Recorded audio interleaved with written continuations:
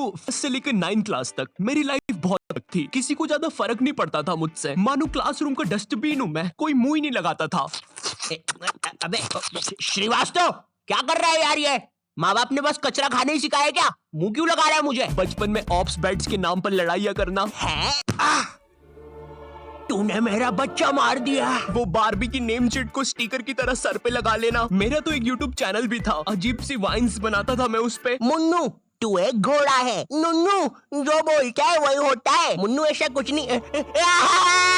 Subscribe करें मुन्नू नुन्नू की wines. मैं कहीं पर भी वाइन्स बनाने लग जाता था, भले फिर बैकग्राउंड में किसी की दादी मर रखी हो। सारी जायदाद मेरी। उसके दूसरे दिन ये बंदा भी मेरी वीडियो पे कमेंट कर रहा होता है, भाई full haha video, thank you मेरी दादी के साथ कोलैबोरेशन करने के लिए।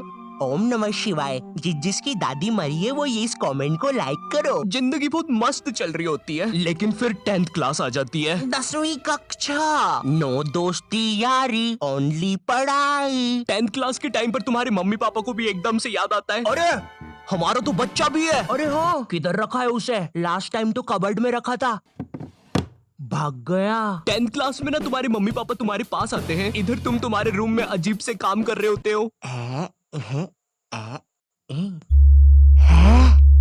ओहो हो साइंटिस्ट है।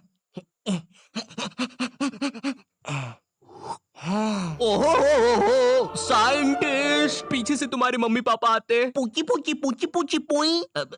हाँ मुझे पता है मम्मी पापा के चलने की आवाज ऐसी नहीं होती। 10th क्लास में मेरे पापा भी मेरे पास आए थे। उन्होंने मेरे कंधे पर हाथ रखा, मेरी आंखों में आंखें डाल के देखा और कहा, ये सर पे बारबी की नेम शीट लगाना बंद कर। और 10th क्लास आ गई है, पढ़ाई कर लेना चुपचाप। हाँ? अब तो और अच्छा लग रहा हूँ। हगी मारू है, लकी मैन है, ककाशी सेंसेई। पढ़ ले चुपचाप। वैसे ये कर कैसे रहा था ऐसे? मेरा तो हो ही नहीं रहा। 10th क्लास से ही तुम पर एक पढ़ाई का बोझ आने लगता है, जिसके कारण तुम्हें अपनी हॉबीज, कलाकारी, संस्कृति छोड़नी पड़ती है। हाय रे, ये विद्यालय की शिक्षा और माँ बाप की इच्छा से ऊपर वाला ही बचाए। रिलेटेबल। तुम्हें अपने टैलेंट और हॉबी को दफनाकर आगे बढ़ना पड़ता है, और उस समय तुम कुछ कर भी नहीं सकते, क्योंकि अगर तुम अपने मम्मी पापा को बोलोगे कि तुम्हें अपनी हॉबी पे करियर बनाना है, तो तुम्हारी बात हवा में उड़ा दी जाएगी। मजाक नहीं है, ये सच में उड़ा देंगे। 2 रुपए की पेप्सी, अज्जू भाई सेक्सी। ये अरे बेवकूफ, अज्जू नेता का कचौड़ी समारोह यहाँ नहीं हो रहा है, एक गली छोड़ के। अच्छा, तभी तो बोलूं इधर इतने सारे छपरी लोग क्यों आए हैं। 2 रुपए की पेप्सी, अज्जू भाई से अंधा है क्या छपरी? देखो, अब इसमें तुम्हारे मम्मी पापा की भी कोई गलती नहीं है, क्योंकि जो तुम्हें अपनी लाइफ में करना है उसके बारे में तुम्हारे मम्मी पापा को कुछ नहीं पता है, या तुम्हारे पूरे खानदान से आज तक वो चीज किसी ने नहीं की है। तुम उन्हें बोलते हो, मम्मी मुझे एनिमेटर यूट्यूबर बनना है, मगर उन्हें क्या सुनाई देता है? अरिगातो गोजाइमासु दात्ते बायो। हैं? माँ बाप को समझाना बहुत मुश्किल होता है, पता है, क्योंकि इनको बस 2-3 करियर के बारे में ही पता होता है। और क्या तुम प्लीज अपना ये बाजा बजाना बंद करोगे? Thank you. अगर तुम इन करियर में से कुछ नहीं बन रहे हो, तो तुम्हारे मम्मी पापा के हिसाब से तुम पक्का कोई क्रिमिनल या तो मैक्सिको के ड्रग डीलर बन रहे हो। Como te llamamos, amigo? Eriste porte, mamma mia.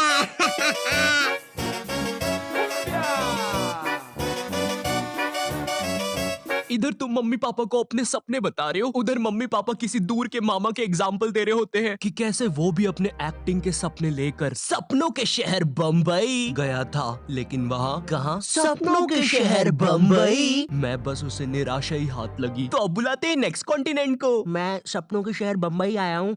जहाँ से मैं आया हूँ वो बुरे सपनों का शहर है, और मैं देखो यार, मेरी तरफ से ना है। जय माता दी, लेट्स रॉक। चिक चिक बूम फायर। और ये कॉन्टिनेंट हुआ बाहर। ये सब फेक होता है। मेरा नाम तक नहीं पूछा। तीसरा जज तो रोबोट है। चिक चिक चिक बूम फायर। कितना बड़ा स्टेज है। एक साइकिल ही रख दो बाहर जाने के लिए भाई। गाड़ी बुला के जाना पड़ेगा। भैया बाहर तक छोड़ दो। फट फट फट फट फट फट फट। कुत्ते सबके सब कुत्ते। कुत्ते कुत्ते भाऊ भाऊ। तो चलिए अब बुलाते हैं नेक्स्ट। जय माता दी, लेट्स रॉक। मेरी तरफ से ना है। चिक चिक।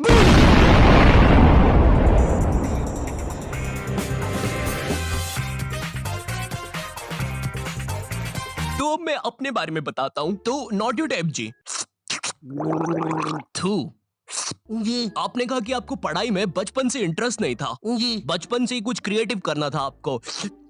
जी। तो ये 10वीं के बाद आपने बायोलॉजी क्यों ले ली? कहीं माँ बाप ने कोड़े मारे थे क्या? नहीं नहीं जी, मम्मी पापा तो सही है। मम्मी ने तो टिफिन भी बांध के दिया है, तेल छोड़ दिया अचार ने। तो जी ऐसा था कि मैंने बस बायोलॉजी ले ली थी, मुझे नहीं पता था इतना पढ़ना पड़ता है। 11वीं और 12वीं पता ही नहीं चला इसकी माँ का 2 साल कहाँ निकल गए। जी जी जी और फिर हवाबाजी में बंदी भी बन गई, तो यूट्यूब करने का टाइम ही नहीं मिला। जी जी जी जी जी। चाय पियेंगे? आप पिलाएंगे तो क्यों नहीं पियेंगे। तो आप लोग भी बने रहिए। उसमें मुझे क्या मिल रहा है, मेरा क्या फायदा पॉडकास्ट में। ये हाँ, ये मेरी रियल कहानी है। मेरा प्लान तो वीडियोस बनाना ही था, पर पढ़ाई के प्रेशर में 2 साल कहाँ निकल गए मुझे पता भी नहीं चला। हाँ, मैं बायोलॉजी के अलावा कोई सा सरल सब्जेक्ट जैसे आर्ट्स लेके, आर्ट्स का मैन मैं हूँ, दुनिया का रखवाला, आर्ट्स भी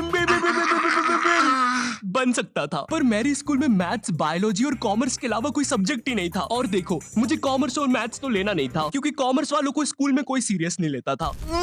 अंदर आग लगी है, आगे अंदर।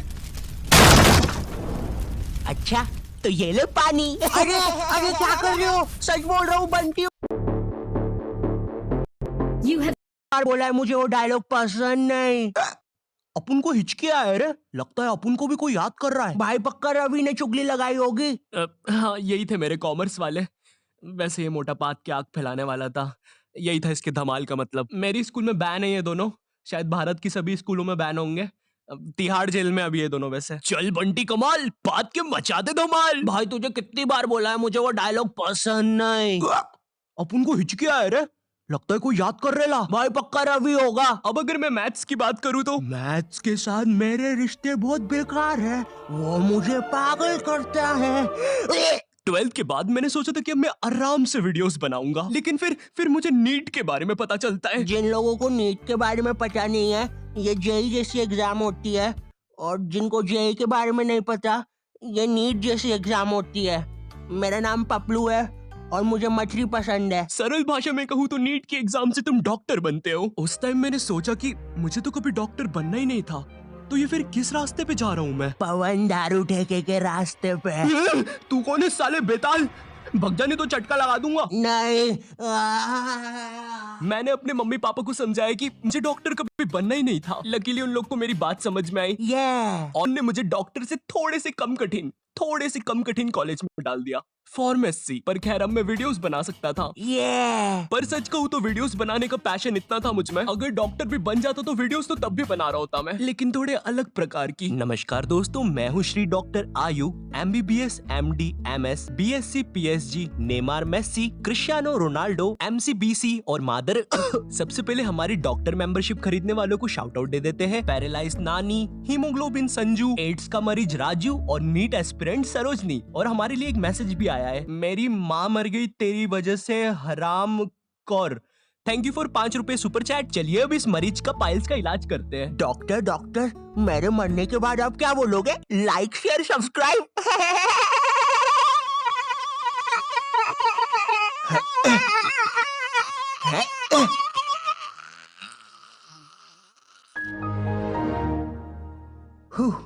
दोस्तों आज के लिए बस इतना ही। होप आपको लाइव स्ट्रीमिंग पसंद आई होगी।